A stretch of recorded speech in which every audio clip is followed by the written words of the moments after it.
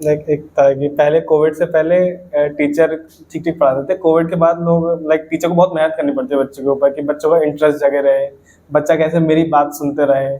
और ये चीज़ फिर बच्चों को उन टीचर का फेवरेट बना देती है कि ये टीचर मेरे फेवरेट हैं।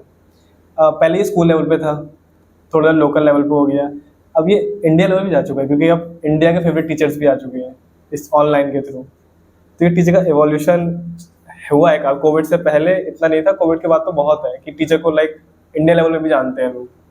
आप समझिए, हकीकत है, लॉकडाउन में टाइम मिला हर एक को, अपने लिए टाइम मिला, अपने आप की नॉलेज एनहेंस करने के लिए टाइम मिला। आज तक हम जो सपने देखते थे, कोई भी पर्सन है, चाहे बच्चा है चाहे बड़ा है, उसे ये लगता था 2 दिन की छुट्टी मिल जाए तो मैं ये कर दूंगा, 10 दिन की छुट्टी मिल जाए तो मैं ये कर दूंगा, 1 साल की छुट्टी मिल जाए तो ये कर दूंगा। 2 साल तक स्कूल, लगभग 2 साल तक बंद रहे। उन 2 साल के अंदर हर पर्सन ने बहुत ग्रो किया, चाहे वो बच्चा है चाहे वो बड़ा है। मजबूरी थी, बच्चे बच्चे के पास मोबाइल आ गया, बच्चे बहुत सीखे। बड़ों को भी मोबाइल यूज करना मजबूरी हो गई। हर एक को, जिसे भी, जो भी वर्किंग पर्सन था, उसे मोबाइल से ज्यादा इंटरेक्ट करना पड़ा, ज्यादा मोबाइल सीखना पड़ा। हमें भी जितना मोबाइल बिफोर कोविड टाइम आता था, आफ्टर कोविड मैं मोबाइल का यूज बहुत ज्यादा सीख गया। कई नई चीजें सीखी, हमने अपना यूट्यूब चैनल बनाना सीखा, वीडियोस अपलोड करना सीखी।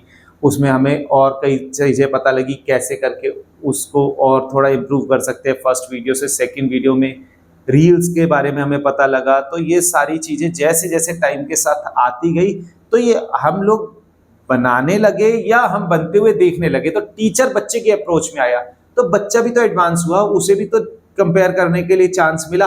आज तक वो कंपैरिजन क्या करता था, स्कूल में पढ़ाने वाले एक सब्जेक्ट के 2 3 4 टीचरों को, आज इंडिया लेवल पे उसके पास इतना ऑप्शन है। आप एक टॉपिक को यूट्यूब पे डालिए, हजारों लेक्चर उसके ऊपर मिल जाते हैं। आप कंपैरिजन करते हो, आप वहां पे ये नोटिस करते हो मेरे टीचर ने तो ये बात नहीं बताई है, उसे शायद ये बात पता ही नहीं है। तो अब ये चीजों के कंपैरिजन आने के साथ साथ समय बदल रहा है। आज हमें अपनी नॉलेज को ज्यादा अपडेट करना पड़ रहा है, क्योंकि हमारा आज कंपैरिजन बच्चा कर रहा है वर्ल्ड वाइड टीचर्स के साथ में।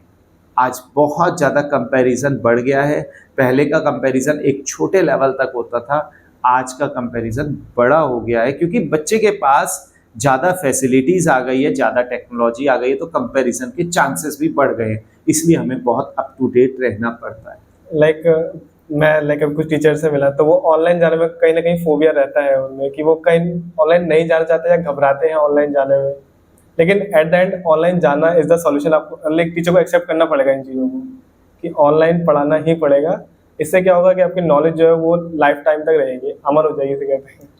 जाना हर एक टीचर चाहता है ऑनलाइन प्लेटफॉर्म पर, हर एक टीचर जाना चाहता है, लेकिन कहीं ना कहीं एक डर है, मैं सही नहीं बना पाया तो एक नेगेटिव कमेंट से बहुत ज़्यादा डरते हैं। मतलब एक जनरेशन, कई बार क्रिटिक्स भी हमें फेस करनी पड़ती है। तो ये स्टेजेस है, बट यस, हाँ, ये सच है, जो एक फोबिया है ऑनलाइन प्लेटफॉर्म का, अभी तक मैं और मेरे जैसे टीचर्स के अंदर बहुत हम लोग डरते हैं। हाँ, मोटिवेट करने के लिए बहुत सारे स्टूडेंट्स, बहुत सारे वेल विशर्स हैं जो आते हैं और हमें अपनी तरफ से सजेशन देते हैं, बट कहीं ना कहीं अंदर में एक फोबिया है जिससे हम आगे अभी तक नहीं बढ़ पा रहे। एक स्टार्ट का रहता है, स्पार्क चाहिए कि एक स्टार्ट हो जाए फिर लोग कर सकते हैं इजीली। देखिए, स्पार्क मिलने के बाद 2 4 5 वीडियो बनती है, उसके बाद फिर वो मोटिवेशन डाउन भी होता है। वो मोटिवेटेड रहना हमें, मतलब मैं जिस सिनेरियो का हूँ, पिछले जब पढ़ाना शुरू किया, मैं बहुत अर्ली एज से पढ़ा रहा हूँ। खुद जब मैं 9th क्लास में था तब से मैं पढ़ा रहा हूँ। तो हम जिस सिस्टम के, हमें फेस टू फेस पढ़ाने वाली हैबिट के हो गए, तो उस स्टेज से पढ़ाते हुए आज डिजिटली पढ़ाना हमारे लिए टफ है। हमें क्या लगता है, जैसे कोविड टाइम में मैंने पढ़ाया ऑनलाइन, तो मैं नोटिस क्या करता था, मैं पढ़ा तो रहा हूँ, लेकिन उस पढ़ाने के दौरान जो चीजें हैं, हम कहाँ पढ़ा रहे हैं, हम ब्लैंक पढ़ा रहे हैं। पूरा जिस रूम में मैंने सेटअप लगाया हुआ है वहां कोई भी नहीं है, मैं दीवारों को पढ़ा रहा हूँ। तो दीवारों को पढ़ाते टाइम उतनी एनर्जी नहीं आ पाती। जब सामने बच्चा बैठा होता है, 10 20 50 बच्चा जब सामने बैठा हुआ है, तो उनके फेस को रीड करके बच्चे को समझ में आ रहा है, बच्चे को समझ में नहीं आ रहा है, तो हम उस टाइप वाले टीचर है। यहाँ पे हमारी टीचिंग एक प्लेन होने लगती है। हाँ, ये चीज मैंने नोटिस किया, वहां पे अगर बच्चों की तरफ से एक पॉजिटिव कमेंट आते हैं तो वो एनकरेज करते हैं, उन कमेंट्स के बेसिस पे हम आगे बढ़ते हैं। अदरवाइज जो है, अगर ये कहा जाए तो ऐसा लगता है हम सिर्फली दीवारों को पढ़ा रहे हैं, नहीं समझा पा रहे हैं, तो वो एनर्जी नहीं होती। वो एनर्जी लाने के लिए कहीं ना कहीं मोटिवेशन की नीड आती है। फिर वही हैबिट में चले जाता है बंदा। हाँ, एक स्टेज के बाद वो हैबिट में जाएगा, बट इनिशियल स्टेजेस का जो एक फोबिया और जो एक फैक्टर्स हैं वो मैंने आपके संग डिस्कस किए, जो मैं और मेरी तरह के टीचर्स के दिमाग में क्या चलता है। मतलब जब स्टार्टिंग बंदा यूट्यूब पे लाइक वीडियो डालना स्टार्ट करता है तो यार 200 व्यूज आए हैं तो निराश हो जाता है कि मैं इतनी मेहनत की 200 व्यूज आए हैं।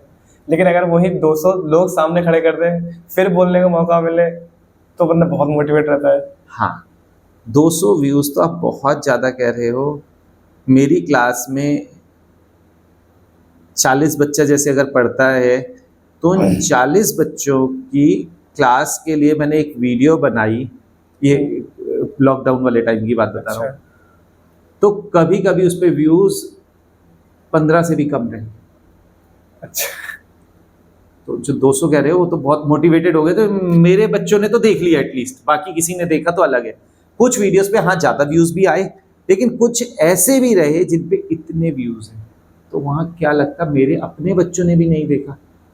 तो ये डिमोटिवेशन का एक बहुत बड़ा फैक्टर होता है। हाँ, टेक्नोलॉजी को देखो तो आज जिस हिसाब से एक well stable teachers online platform वाले पढ़ा रहे हैं, उनके मुकाबले हमारी वीडियोस कम अट्रैक्टिव होती, कम वो रहता, तो उसका भी फैक्टर शायद हमें फेस करना पड़ता।